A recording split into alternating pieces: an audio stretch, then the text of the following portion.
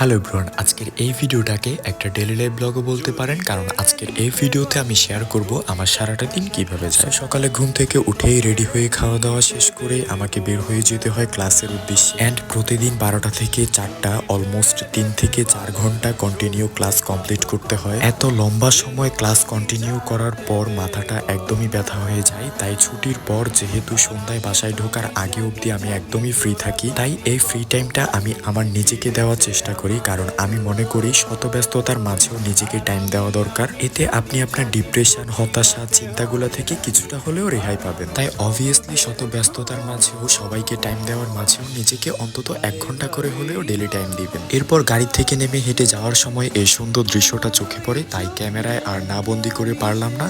Even ওই দিন বিকেলের ওয়েদারটাও ছিল খুবই চমৎকার। চট্টগ্রামের এই সৌন্দর্যের মায়াটা তারাই ফিল করতে পারবে যারা খাঁটি চট্টগ্রামের মানুষ। যেহেতু বৃষ্টির দিন এবং ওই দিন বিকেলটা খুবই মেঘাচ্ছন্ন ছিল, তাই এই সুন্দর ভিউটা আমাকে বারবার মুগ্ধ করতেছিল। সো টাইগার পাস নেমে বেশ কিছুক্ষণ অপেক্ষা করার পর ফাইনালি আগমন ঘটলো আমার ফ্রেন্ডের, যে আমাকে অলমোস্ট আধা ঘন্টা এখানে দাঁড়া করে রাখছে। যদিও আমাকে আগেই কল দিয়ে রেখেছিল এবং বলেছিল যে আসার জন্য একটু কাজ আছে। দেন আমরা চলে গেলাম। কোথায় বলেন তো এটা?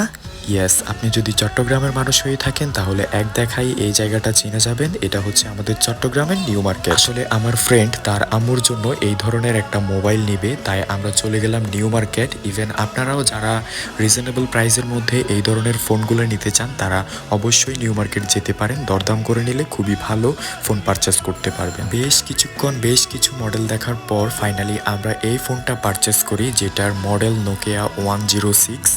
এরপর ফোন টোন নিয়ে যেহেতু আমাদের হাতে আরো সময় ছিল, তাই আমরা চলে গেলাম সিআরবি। অ্যান্ড মাঝে মধ্যেই ফ্রি টাইম পাইলে এই জায়গাটায় বসে 1 কাপ চা অন্তত খাওয়া হয়, আড্ডা দেওয়া হয়। সিআরবির মেন সৌন্দর্যই হচ্ছে এই গ্রিন এনভায়রনমেন্টটা এবং এই বড় বড় গাছগুলা। এই প্লেসটাকেই আমাদের চট্টগ্রামের কেন্দ্রবিন্দু বলা হয়, কারণ এটা আমাদের সিটির একদম মাঝখানে। সো এই তো আজকের ভিডিও এতটুকুই। If you like this video, don't forget to like, comment, share and follow button. And যদি ইউটিউব থেকে দেখে থাকেন অবশ্যই চ্যানেলটা সাবস্ক্রাইব করে দিবেন। Thank you so much for watching. দেখা হচ্ছে পরবর্তী ভিডিওতে।